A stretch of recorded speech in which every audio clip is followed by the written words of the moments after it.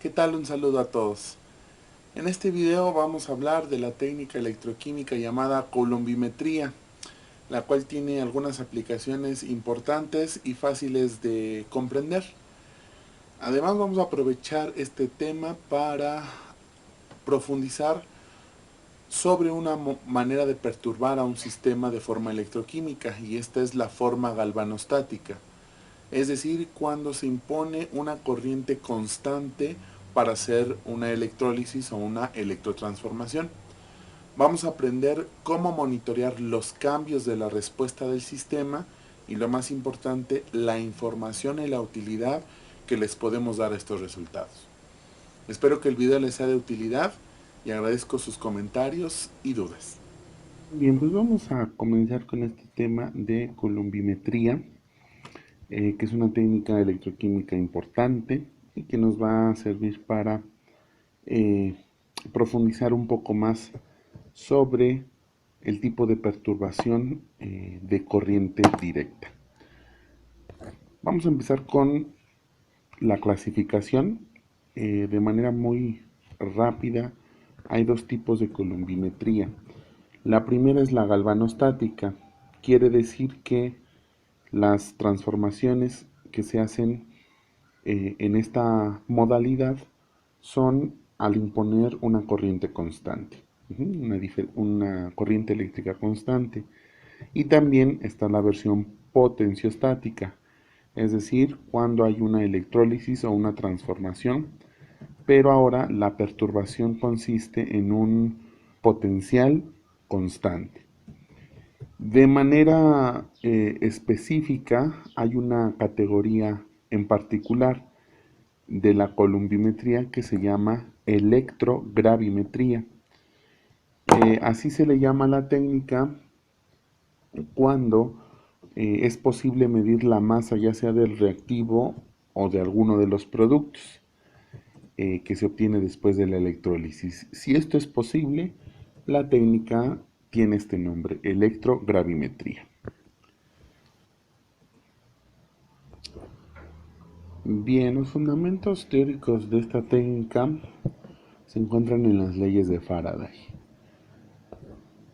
Algo inicial que dicen estas leyes es que la cantidad de carga que fluye en un circuito o en una celda electroquímica, en nuestro caso, va a ser proporcional a la cantidad de electrones involucrados. En el caso de la columbimetría, los electrones se usan para la reacción electroquímica. Si se puede cuantificar la carga total que se ha usado en una electrólisis y se divide entre la carga fundamental del electrón, pues se va a obtener el número de electrones que participaron en esa transformación. Supongamos que se quiere conocer la carga que aporta un mol de electrones, es decir, una cantidad igual al número de Avogadro de electrones. Si se hace este cálculo, es decir, la carga sería igual a la carga fundamental del electrón por la cantidad de electrones, es decir, el número de Avogadro, se obtendría este valor 96.485 Coulomb.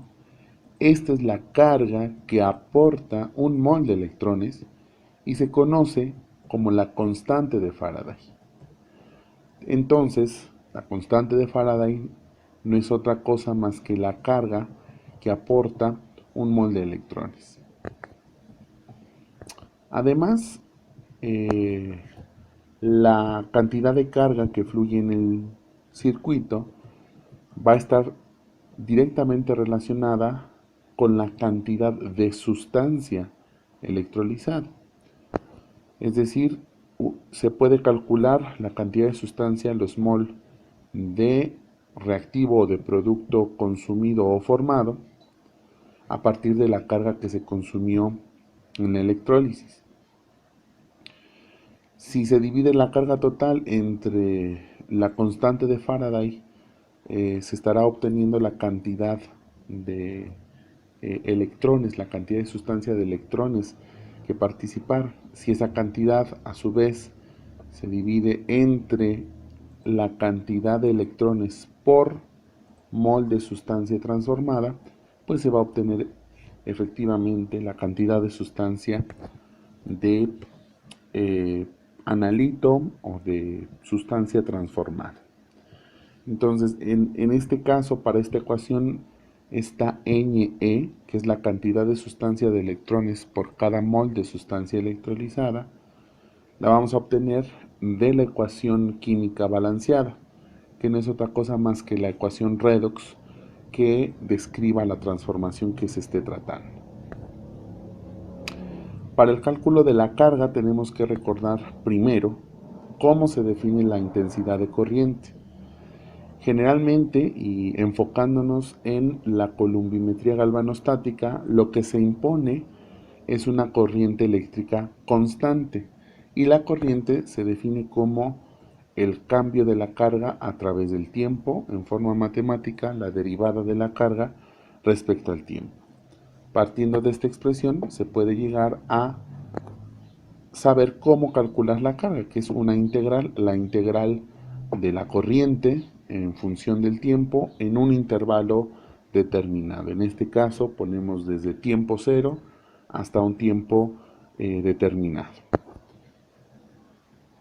Como comentamos, en la coulombimetría galvanostática la corriente es una constante. Por lo tanto, la integral se simplifica y se puede calcular la carga simplemente como el producto de la corriente por el tiempo.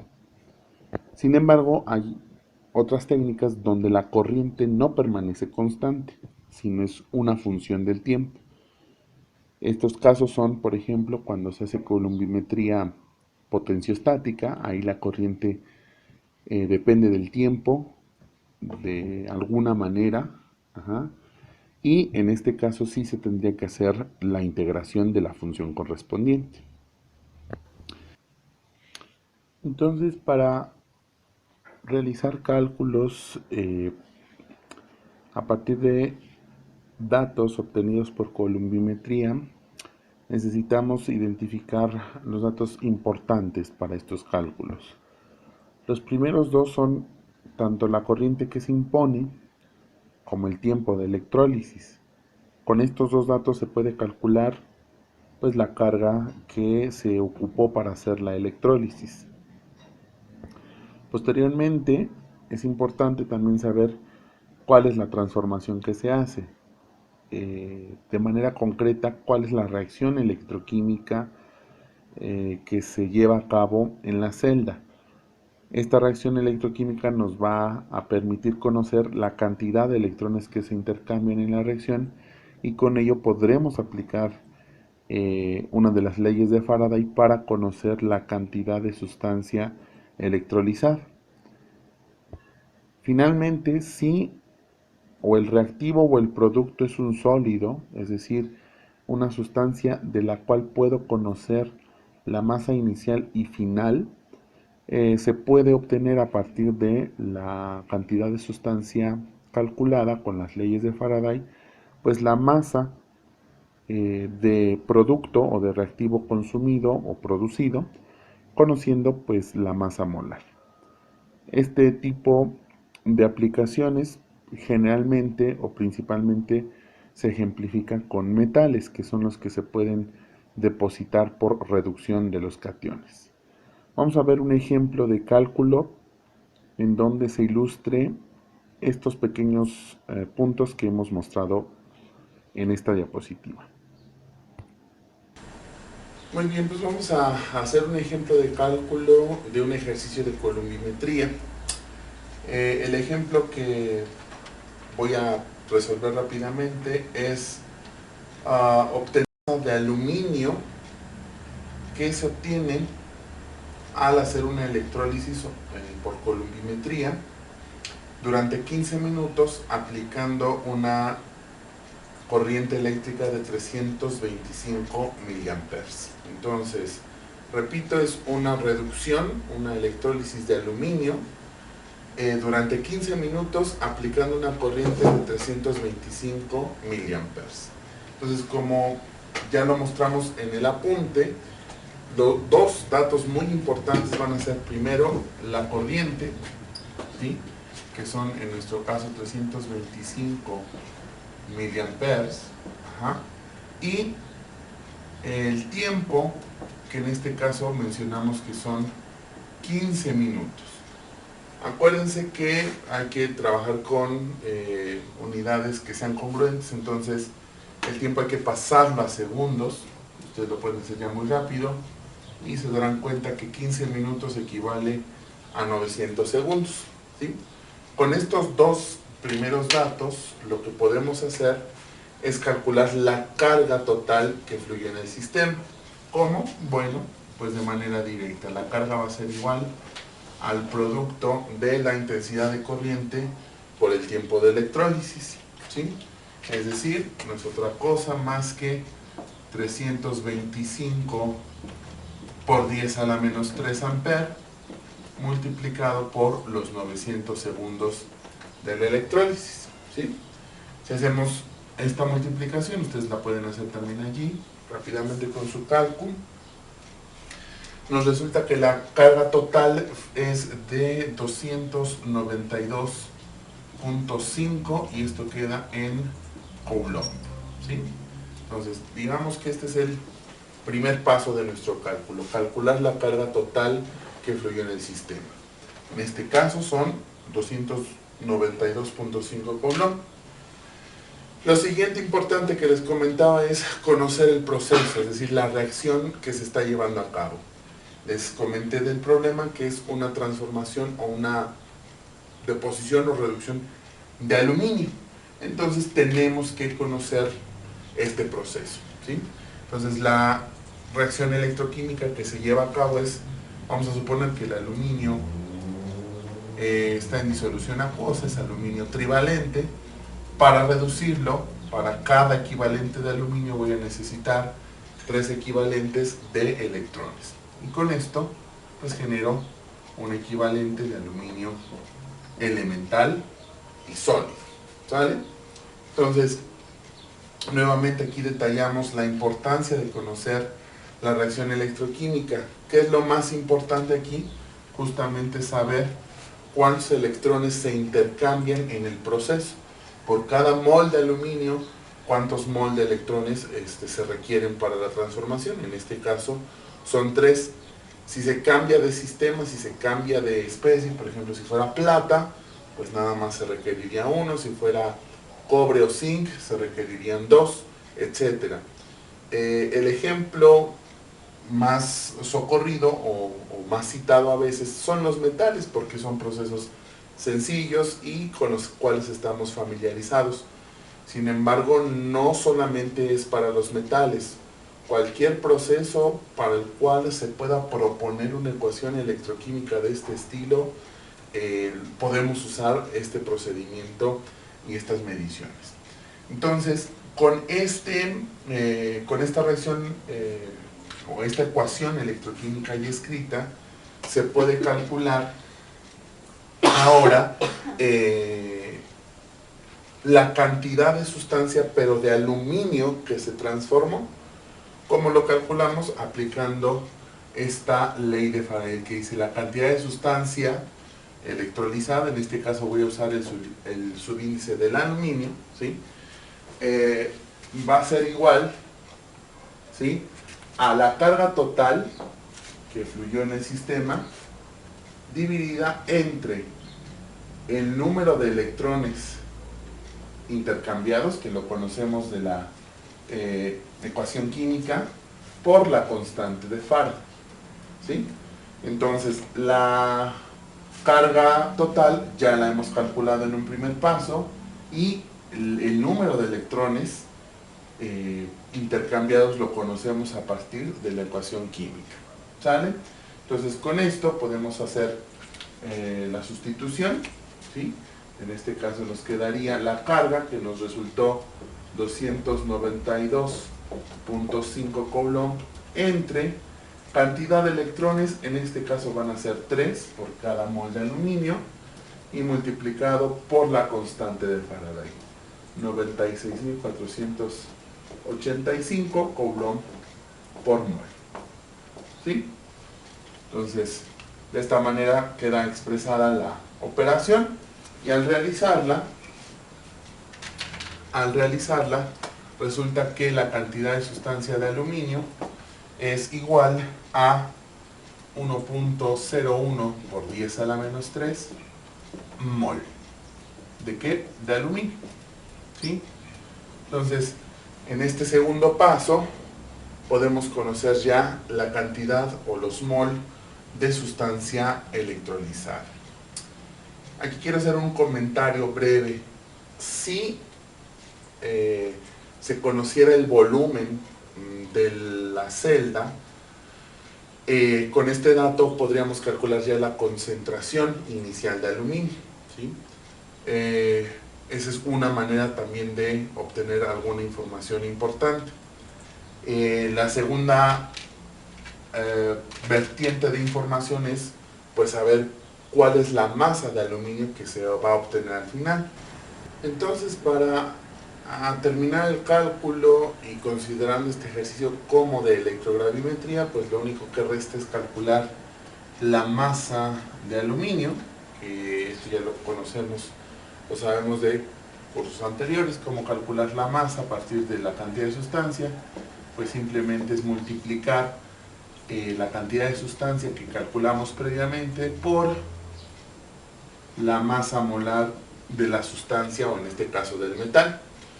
En nuestro caso, pues la cantidad de sustancia ya la habíamos calculado, 1.01 por 10 a la menos 3 mol, multiplicado por la masa molar, en este caso del metal, que es el aluminio, es decir, de 27 gramos por mol.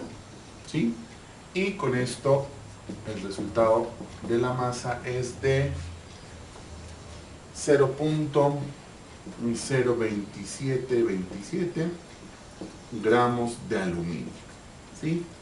Entonces, digamos que esta sería la parte ya de la conclusión de este tipo de ejercicios: obtener la masa del metal a través de un proceso de columbimetría. ¿Sí? Entonces, repasen nuevamente los puntos importantes. Primero, conocer intensidad de corriente y tiempo de electrólisis, calculamos la carga.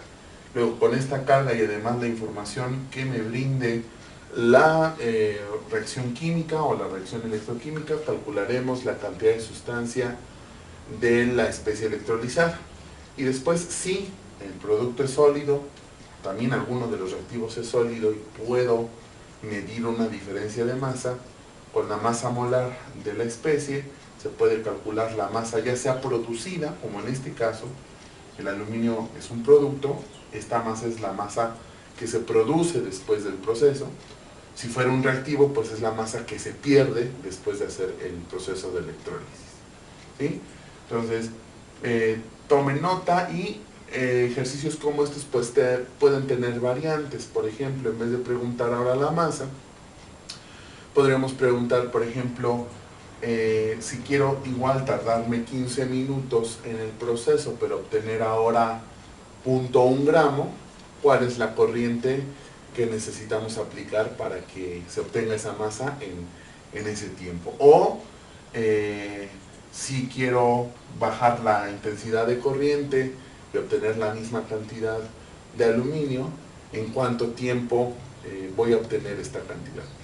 Vale, aquí ya nada más es jugar un tanto con las ecuaciones, con las cantidades, pero lo importante es que identifiquen las variables importantes para este tipo de cálculos.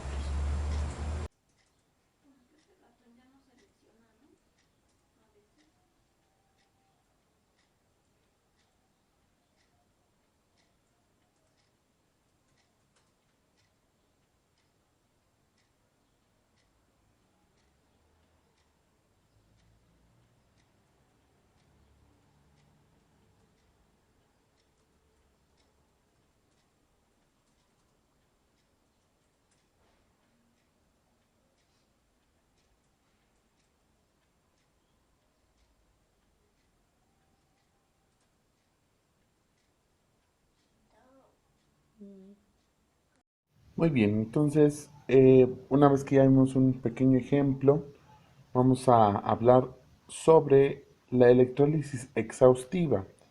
¿Qué es la electrólisis exhaustiva? Es aquel proceso en donde se busca transformar todo el reactivo, es decir, que no quede prácticamente nada, que la transformación se dé a cabo al 100%.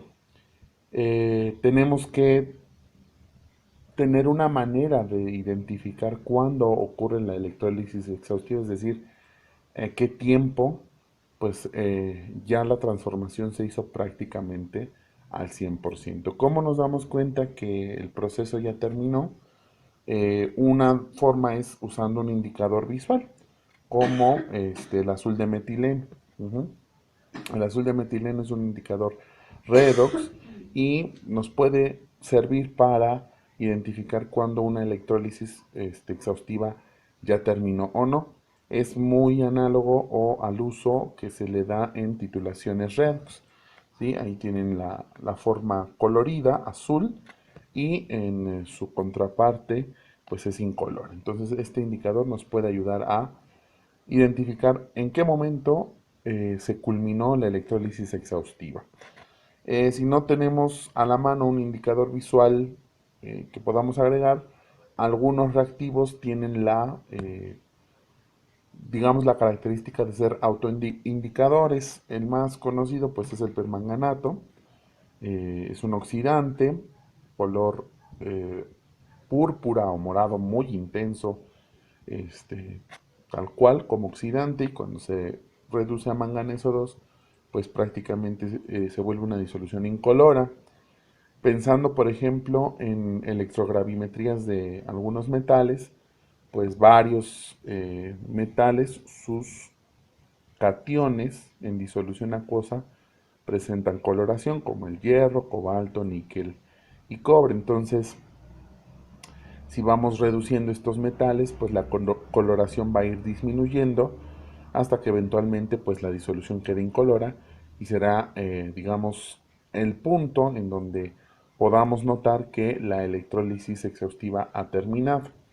Sin embargo, pues no todos los reactivos son coloridos, no siempre tenemos indicadores visuales y tenemos que buscar otra manera de identificar el momento en donde se ha terminado la electrólisis.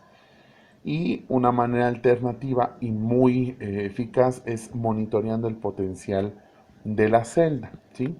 En este caso, por ejemplo, puse aquí el ejemplo del zinc. Si se quisiera reducir zinc bivalente, pues las disoluciones de zinc son incoloras. Es decir, que podemos estar ahí reduciendo zinc, pero no va a haber un cambio perceptible en la disolución porque es incolora, ¿sí?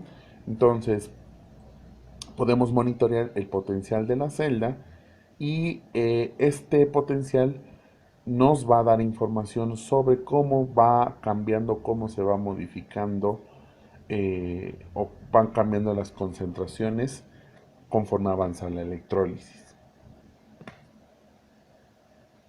Entonces aquí en un pequeño esquemita pinté un electrodo sumergido en una disolución en donde inicialmente hay pues un oxidante, ¿sí? Solamente hay oxidante. Coloqué también la ecuación de Nernst.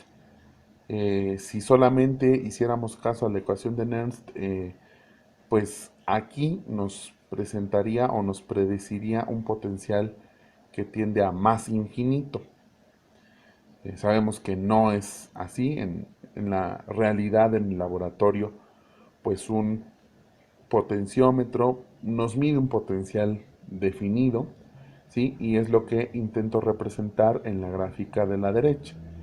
La curva roja el segmento de curva roja representa, digamos, el potencial teórico de Nernst, solamente considerando al oxidante, y el puntito amarillo sería el potencial en donde que marca el potenciómetro al inicio de la medición, ¿sí? Entonces, vamos a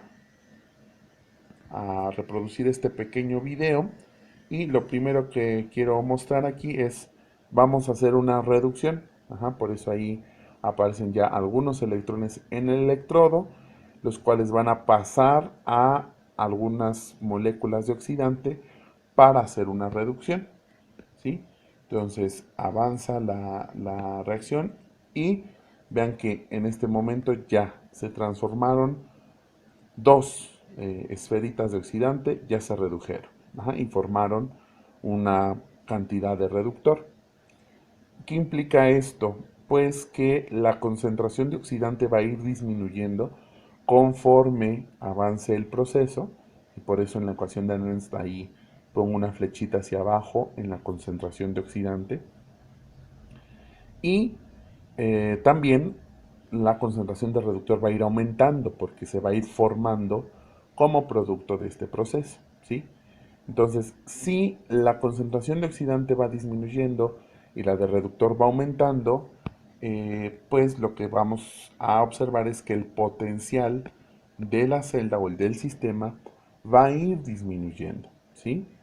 Entonces, si va a ir disminuyendo este potencial, lo podemos ir monitoreando esa disminución a medida que avanza el tiempo. Entonces, en la gráfica vamos a ver cómo esta curva roja empieza a disminuir. Sigue la transformación y sigue disminuyendo el potencial. Sigue la transformación y allí llegamos a un punto, digamos, especial. Si notan en el dibujito, en el esquema, tenemos 5 esferas de reductor, 5 esferas de oxidante, intentando representar que hay la misma concentración tanto de oxidante como de reductor. Ustedes ya conocen que en esta situación el potencial del sistema lo podemos igualar al potencial estándar, ¿sí? Entonces, eh, el potencial viene disminuyendo y llega a un punto en donde se iguala al potencial estándar. Ese punto no es otra cosa más que el momento en donde las concentraciones de oxidante y de reductor son iguales, ¿sí? Entonces sigue la transformación y el potencial va a ir disminuyendo todavía más, ahí ya casi no nos queda oxidante, y finalmente llegamos a la electrólisis exhaustiva. Se redujo todo el oxidante, ¿sí? Y ahora tenemos puro reductor en el sistema y el potencial tiene una caída abrupta. La gráfica roja, insisto, pues modelaría lo que predice la ecuación de Nernst. Cuando solamente tenemos reductor, ahora parecería que el potencial tiende a un valor muy bajo o tiende a menos infinito. Sin embargo, pues en la vida real o en la forma experimental sabemos que no es así, sino que el potencial ahora va a quedar impuesto por otras especies, ya sea el disolvente o el material del electrodo, en fin, y vamos a poder medir un potencial diferente, que es lo que se intenta representar en la gráfica con el segmento de línea ahí doradita, ¿sí?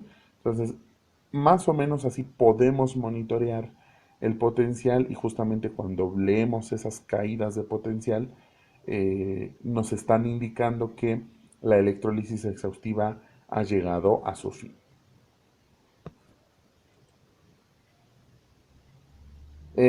La gráfica que se obtiene, o la gráfica que obtuvimos con este esquemita, se llama cronopotenciograma. ¿Por qué? Crono, porque se grafica en función del tiempo. Y potenciograma, porque lo que se grafica es el potencial, cómo va variando, ¿sí? Entonces, por ejemplo, aquí tenemos un ejemplo más o un esquema más de un cronopotenciograma, es decir, cómo va variando el potencial a lo largo del tiempo. ¿Para qué nos sirve un registro como este? Tiene mucha utilidad. De entrada, podríamos identificar en las mesetas de esta curva, más o menos en los puntos medios, potenciales de media onda. Aquí en este caso puse 3, punto 79, punto 34 y menos punto 40. Y estos potenciales leídos en el cronopotenciograma me permitirían identificar qué especies están en el sistema, ¿sí? Es algo que se conoce como especiación, saber qué especies eh, electroactivas estoy transformando simplemente al leer un potencial en el cronopotenciograma. En este caso, pues el ejemplo son de tres cationes, plata, cobre y cadmio. y los puedo identificar y ubicando sus potenciales de media onda en el cronopotenciograma. La primera utilidad es especiar, es decir, identificar especies y saber cuántas especies se pueden tener, ¿sí? La segunda utilidad es cómo podemos leer o observar las caídas de potencial a diferentes tiempos, pues podríamos medir esos tiempos y con las leyes de Faraday y los cálculos que aprendimos a hacer de columbimetría, se puede calcular la cantidad de sustancia electrolizada en los diferentes intervalos de tiempo, ¿sí?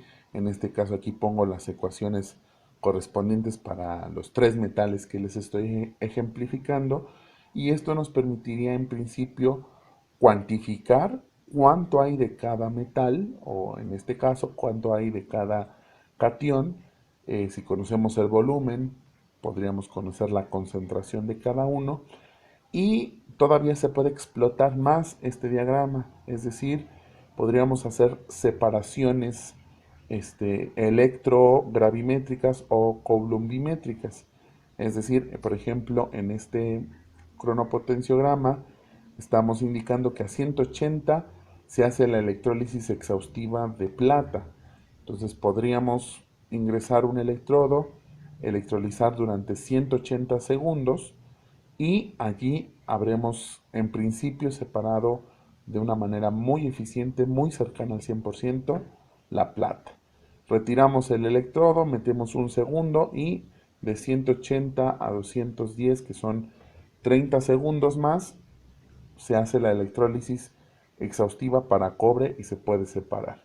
Y el tiempo restante se podría usar para obtener el cadmio, ¿sí? Entonces es un esquema que también nos sirve para poder hacer separaciones o electroseparaciones, ¿sí? Y a manera de resumen, esta técnica que se llama cronopotenciometría, pues es una manera de obtener una respuesta del sistema.